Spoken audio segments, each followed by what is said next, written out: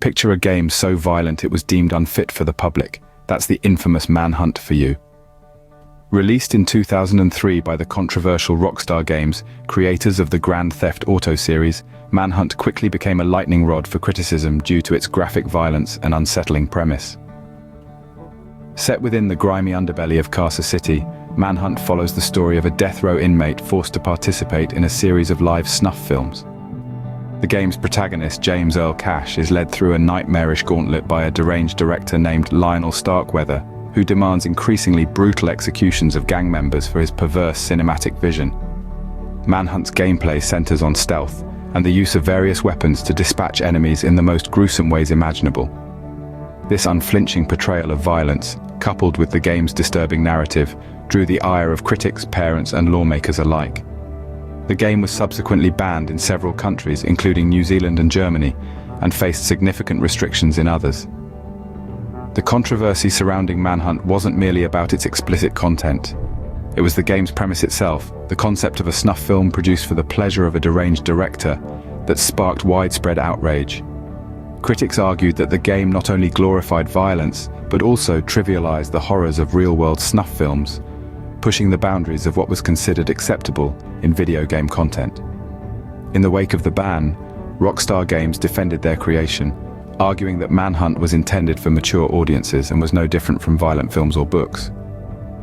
However, the controversy only escalated, leading to debates on the effects of video game violence on players and the responsibility of game developers in portraying such themes. The ban on Manhunt ignited a global conversation about the extent of violence in video games and the potential impact on players. Whether you view Manhunt as a dark exploration of societal decay or a gratuitous exercise in violence, there's no denying its place in history as one of the most controversial video games ever made. Fast forward to 2004 and you have Postal 2, a game that stirred the pot with its dark humor and extreme violence. Developed by Running with Scissors, Postal 2 was a game that seemed to delight in pushing the boundaries of taste and decency. In Postal 2, you play as the Postal Dude, an average Joe living in a fictional town who is given mundane tasks to accomplish. However, the game doesn't enforce a peaceful route. Instead, it allows players to wreak havoc in its open world, dishing out anarchy and chaos in multiple, imaginative, and often disturbing ways. The game's purposefully offensive content ranged from the bizarre to the downright grotesque. One of the most infamous features was the ability to use cats as silencers for firearms.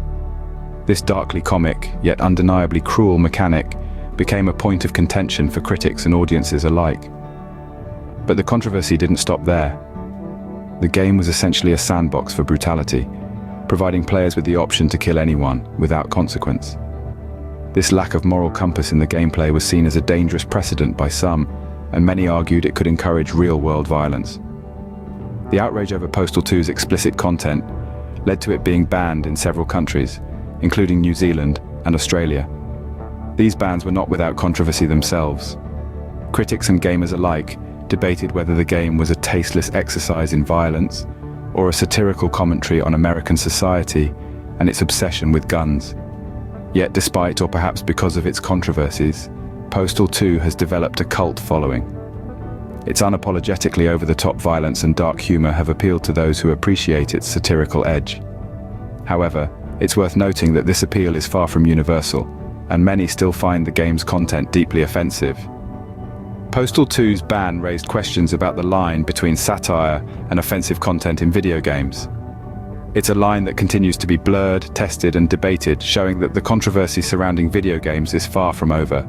Then, in 2009, controversy took a new form with 6 Days in Fallujah, a game that hit too close to reality. This was not your run-of-the-mill fantastical war game. No, 6 Days in Fallujah was different. It was set during the Iraq War, specifically during the Second Battle of Fallujah, one of the bloodiest battles in the 21st century warfare. The game was meant to be a realistic, tactical shooter that put players in the shoes of a US Marine fighting in the urban combat of Fallujah. Its developers aimed to recreate the true experience of the battle, down to the layout of the city and the tactics used by both sides. But this dedication to realism was what led to its downfall. The controversy surrounding 6 Days in Fallujah was immediate and intense. Critics argued that the game trivialized the Iraq War, turning a bloody conflict that resulted in the loss of thousands of lives into a form of entertainment.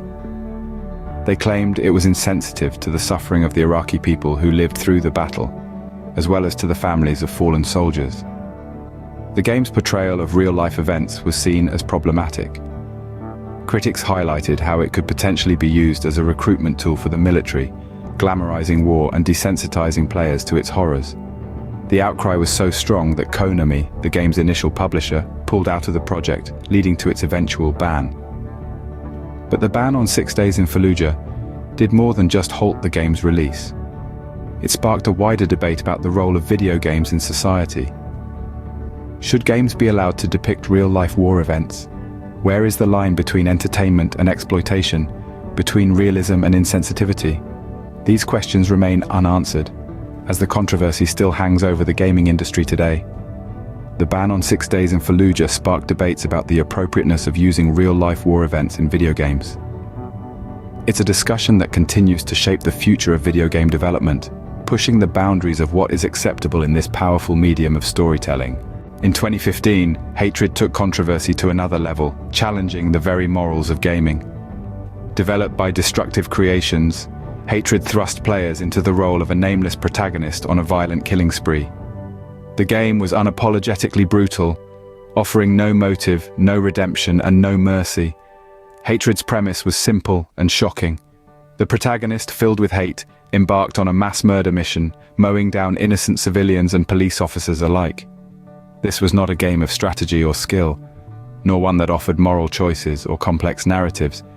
Instead, it was a game that reveled in its own violence, presenting a grim, nihilistic view of the world.